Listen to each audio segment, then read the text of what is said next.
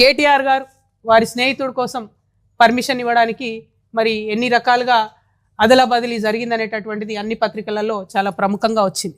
ఇన్ని రోజులు నేను చెప్పలే చాలా విషయాలు. ఇవాళ ఎందుకు చెప్తా ఉన్నా అంటే అన్న మాట్లాడుకుంటూ ఒక మాట చెప్పారు మా జనార్దన్ అన్న గారు. మేము పార్టీ పెట్టుకున్నాం, మమ్మల్ని మీరు పార్టీలోకి వెళ్ళి తీసేసి అవినీతి గురించి మాట్లాడినందుకు. నేను ఆగిపోలేదు కదా, నేను సాగాలి కదా, ప్రజల మధ్యలో ఉండాలనుకుంటున్నా. నేను నా పార్టీ పెట్టుకున్నాను, ఎలక్షన్ కమిషన్ పోయినాను, నా పని నేను చేసుకుంటున్నా.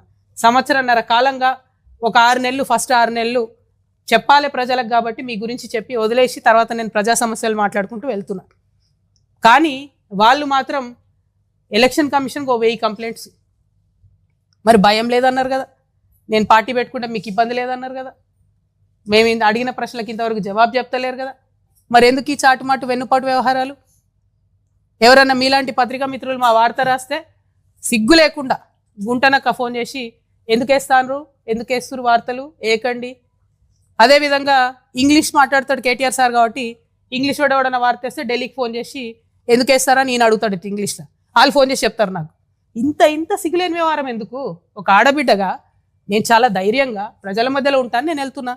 ఆంబోతుల్లాగా అడ్డగాడిదల్లాగా ఎందుకు నా కాళ్ళలో కట్టెలు పెట్టే పనులు చేస్తున్నారు నాకు అర్థమవుతలేదు. ఏం అవసరం ఉంది మీకు? ఒక్క ప్రశ్నకైనా సమాధానం చెప్పిరా నేను అడిగిన వాటికి? ఇంకా నేను ఎక్కడ కూడా పర్సనల్ ఇష్యూస్ మాట్లాడను కూడా, నా ప్రాణం పోయినా.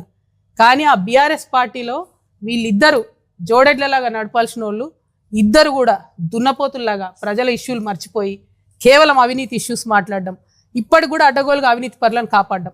మొన్న నేను ఉద్యమకారుల పక్షాన పోయి అక్కడ ఉద్యమం చేస్తున్నా అండి. ఏం డ్రామా చేసిండ్రు కాంగ్రెస్ బీఆర్ఎస్ కలిసి? అంటే మీకు ఆ పూటకు నన్ను ఆపడానికి, ఉద్యమకారుల వార్తలు రాకుండా ఉండడానికి అయితే కాంగ్రెస్తో జత కడతాడు, అయితే బీజేపీతో జత కడతారు. ఏముంటుంది నీయతు న్యాయం ఏముండదా? ఒక పార్టీకి లైన్ ఉండదా? పోయి అక్కడ డ్రామా, ఆయన గుంటనక్క కింద పడ్డాడట, ఈయన పోయి ఆయనను పరామర్శించిండట. ఆ ఏడ కింద పడ్డాడో ఏమైందో అసలు ఎంత విచిత్రం అంటే ఆ రోజంతా మీరు చూస్తే ప్రతి ఒక్కరికి ఫోన్లు చేసి మీరు ఉద్యమకారుల వార్తలు వేయొద్దు. ఎందుకు వేయొద్దు? వచ్చేదా తెలంగాణ ఉద్యమకారులు లేకపోతే?